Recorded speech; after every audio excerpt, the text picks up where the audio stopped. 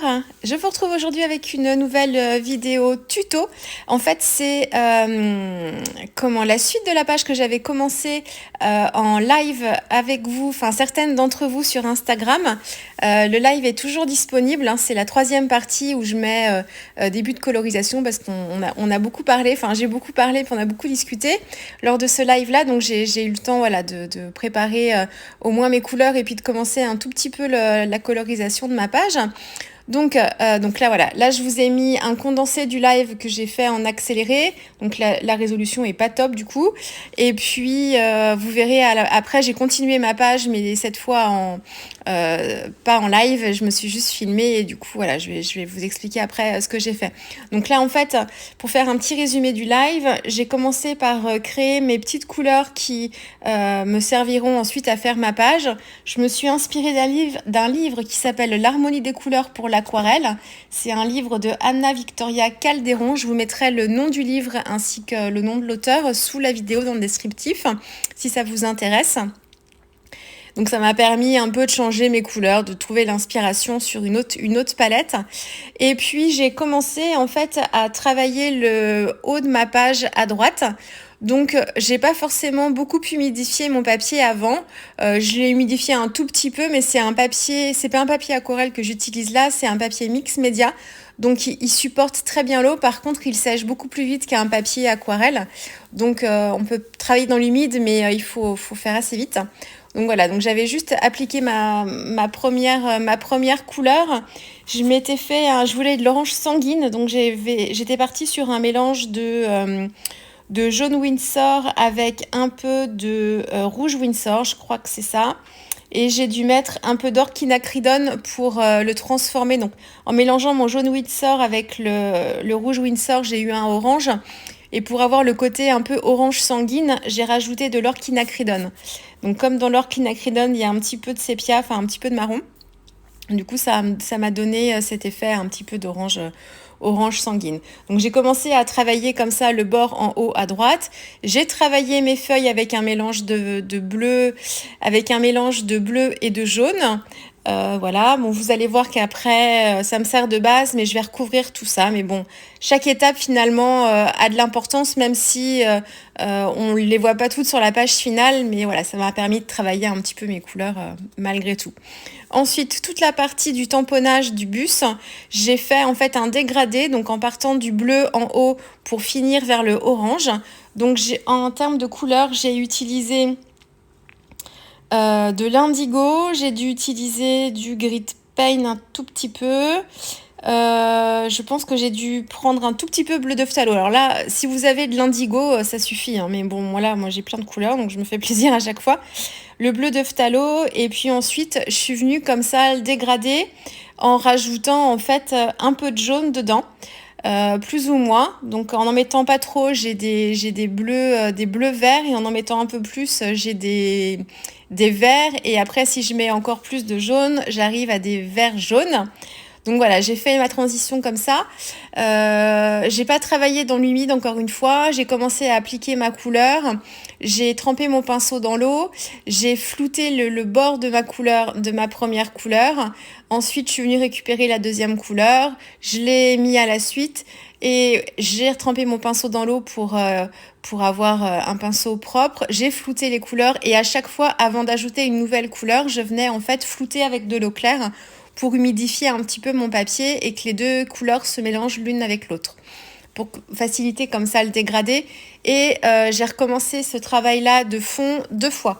Une première fois, donc des choses assez diluées, et une deuxième fois. Après, vous allez voir, je vais continuer à travailler le bus, mais différemment.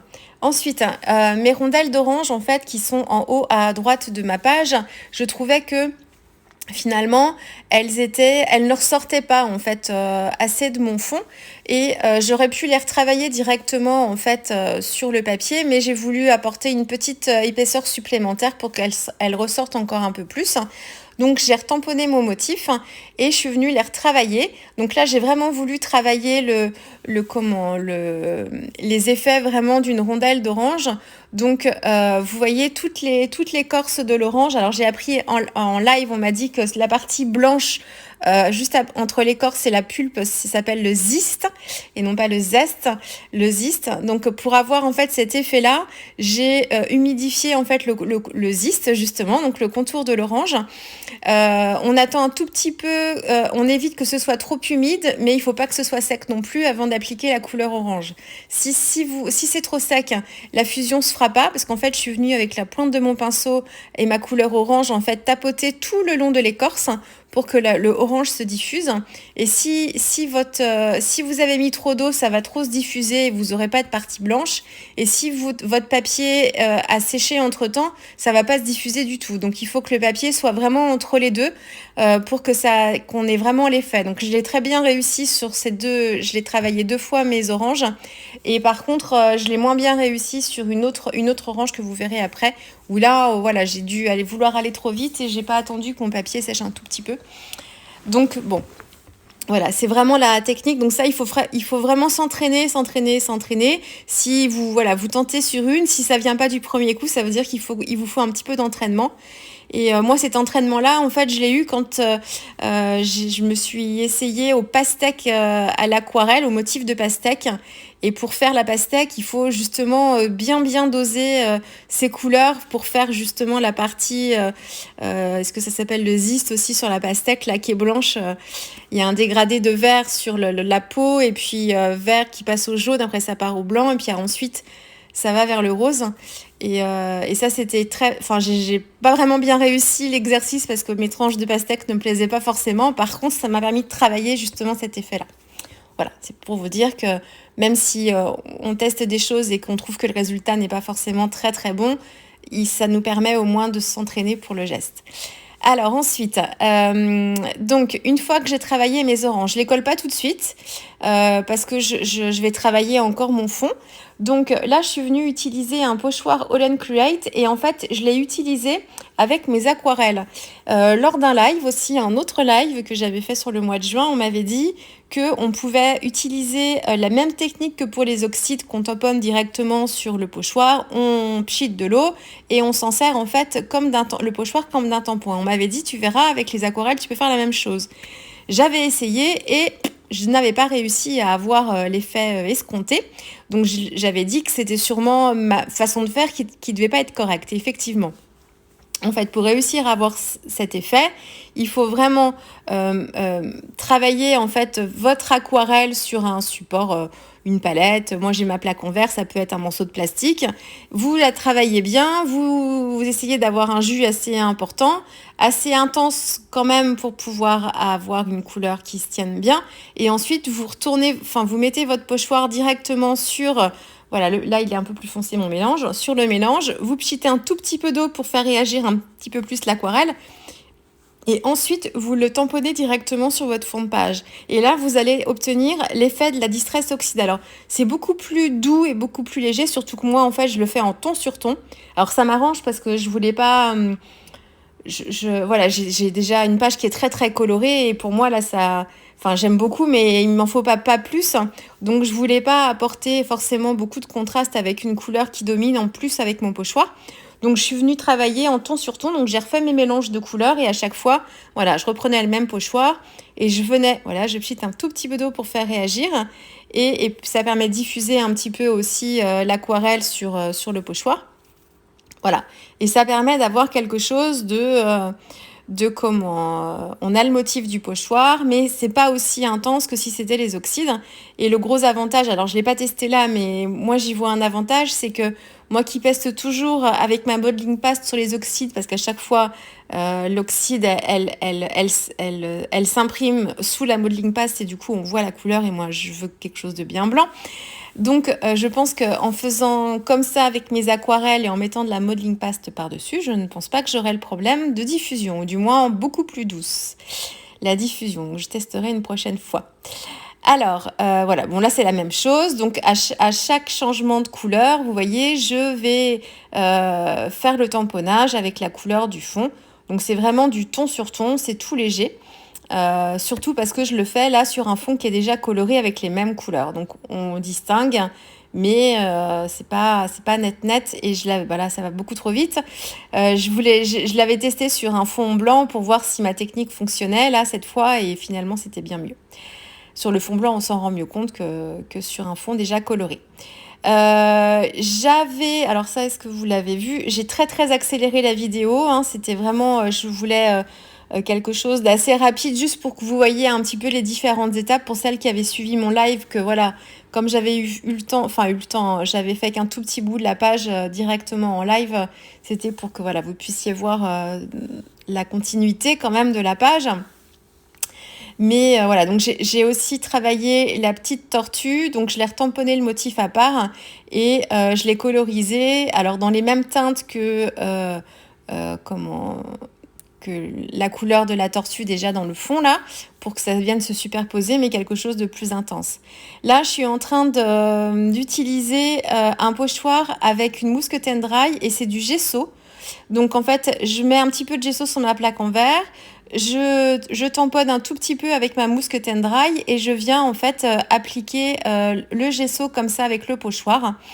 Donc ça me permet en fait de faire des zones de blanc comme on pourrait le faire avec de la modeling paste en fait à la limite, sauf que le fait d'appliquer du gesso avec la mousse cut and dry, ça vous donne pas du tout de volume et de texture, c'est pas du tout l'effet recherché. Là c'est vraiment pour avoir des réserves de blanc et c'est une technique aussi que je connaissais depuis longtemps mais que j'utilisais pas du tout, et quand j'ai suivi des lives de Christelle Bille, ça m'a rafraîchi la mémoire parce qu'elle l'avait utilisé il y a pas très longtemps sur l'une de ses pages. Et à l'atelier en ligne auquel je suis inscrite là de Manuela Jamais sur le Junk Journal, elle en parle aussi. Donc du coup, je me suis dit, mais oui, pourquoi il faudrait que je reteste cette technique. Et finalement, c'est vraiment bien pratique. Donc là, j'ai utilisé pour adoucir un petit peu mon fond, là où j'avais du bleu en haut. Je voulais aussi arrondir un peu le tampon au niveau du bout du bus. En fait, le design du tampon, il forme un peu comme un angle droit. En fait, il y a deux tampons comme ça, un peu rectilignes, qui viennent former un angle droit. Et je m'en suis pas forcément rendu compte tout de suite.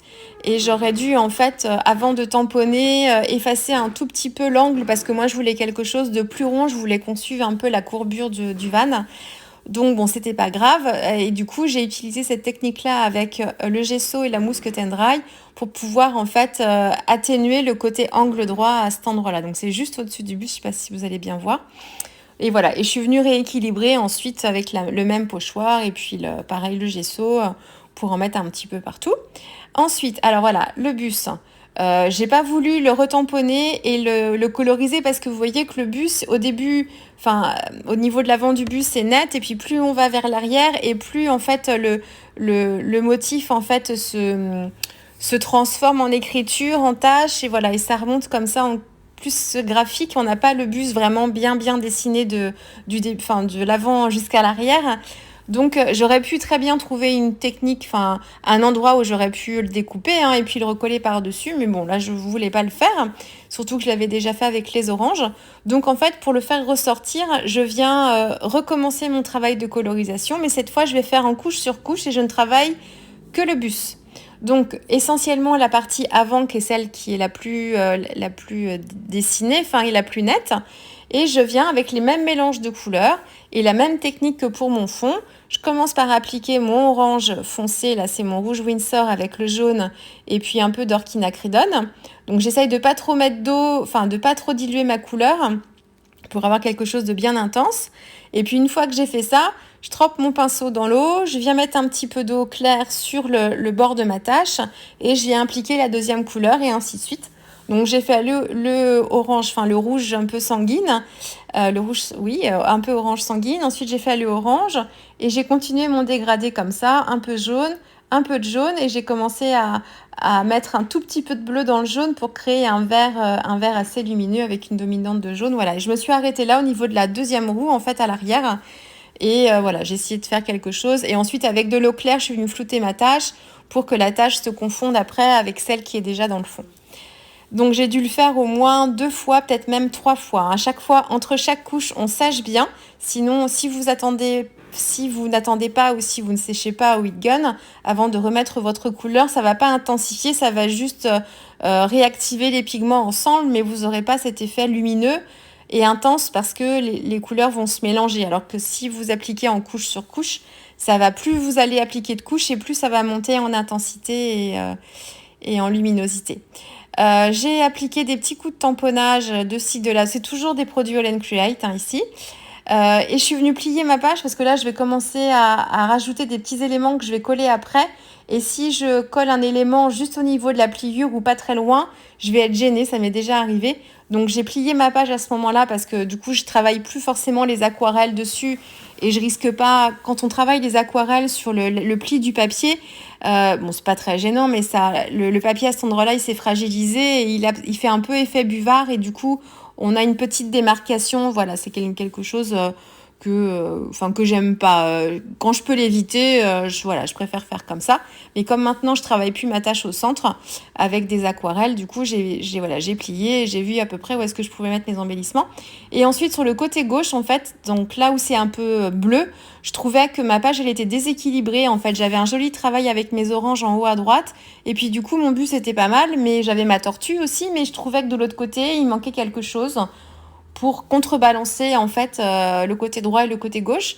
Donc, j'avais une chute de colorisation d'orange. Alors, c'était pas la partie la mieux... Enfin, c'est pas la partie où il y a vraiment le quartier d'orange. C'était l'autre côté où il y avait un peu plus de tampons, écriture. Mais j'ai juste mis ce motif-là, histoire de voir si ce serait mieux avec. Et effectivement, ça me convenait mieux. Donc du coup, j'ai retamponné mon motif d'orange, juste le motif d'orange, et je suis venue le travailler encore une fois, donc pour la 3e fois, mais cette fois, je vais le faire en ton sur ton avec mon fond bleu. Donc je vais faire une orange bleue. Voilà, on est dans l'artistique, hein, plus que dans le réalisme ici. Et en fait, je suis venue travailler avec un mélange de bleu. Donc j'ai mon bleu indigo, je dois avoir le bleu de phthalo un petit peu. Le grid paint, je suis pas certaine finalement de l'avoir utilisé pour une fois. Je sais si je l'utilise souvent, mais je pense pas finalement. Il faudrait que je regarde mon live encore, que je regarde mon live pour voir en temps réel ce que j'avais fait. Mais ça se trouve, je l'ai même pas utilisé.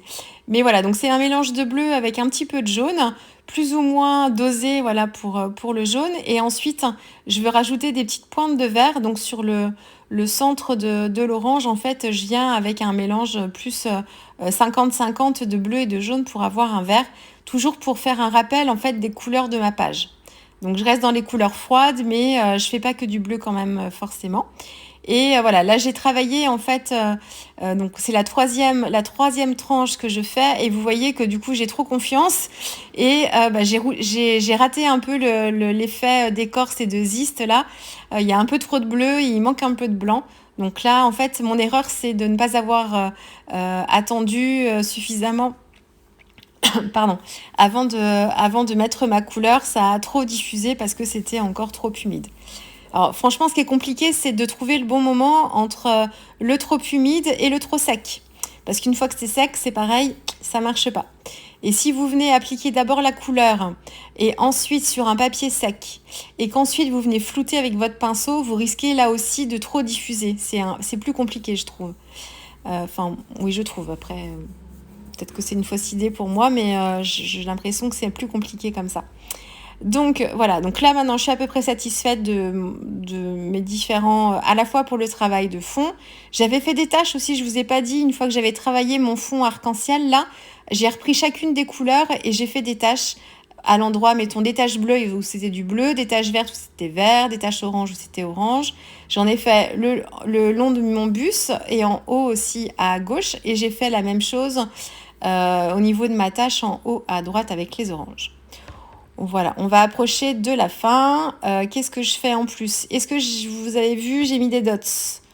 Est-ce que vous les avez vus? Non, pas encore, j'ai pas encore fait. Là, je suis en train de mettre mes petites touches de lumière avec mon Posca blanc.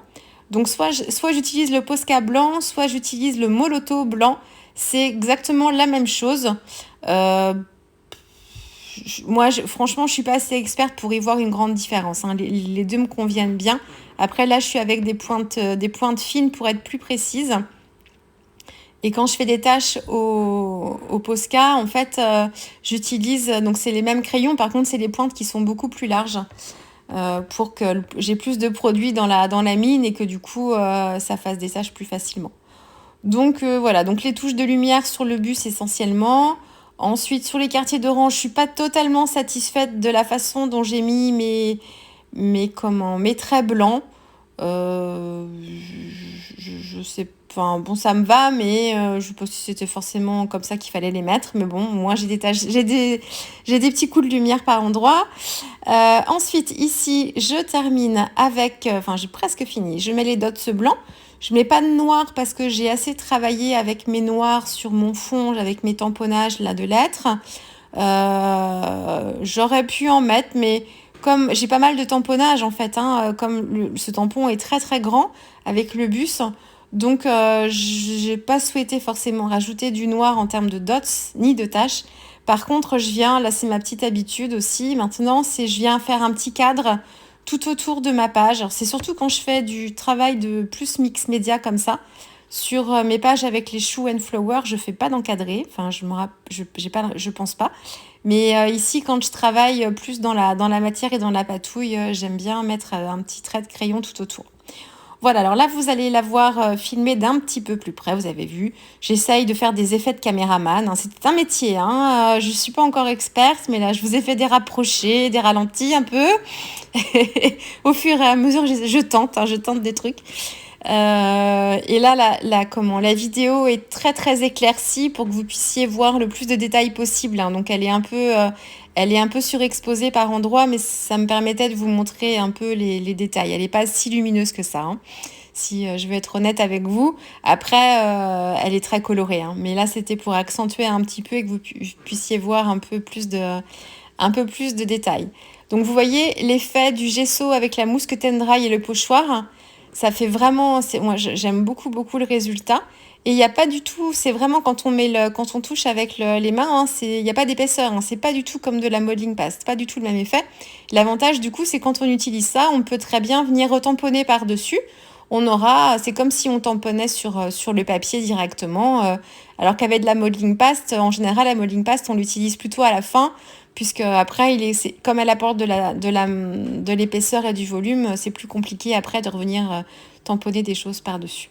Voilà, bah écoutez, j'espère que cette vidéo, la suite du live vous aura plu. Et puis bah moi, je vous dis à très vite avec une prochaine vidéo. Au revoir.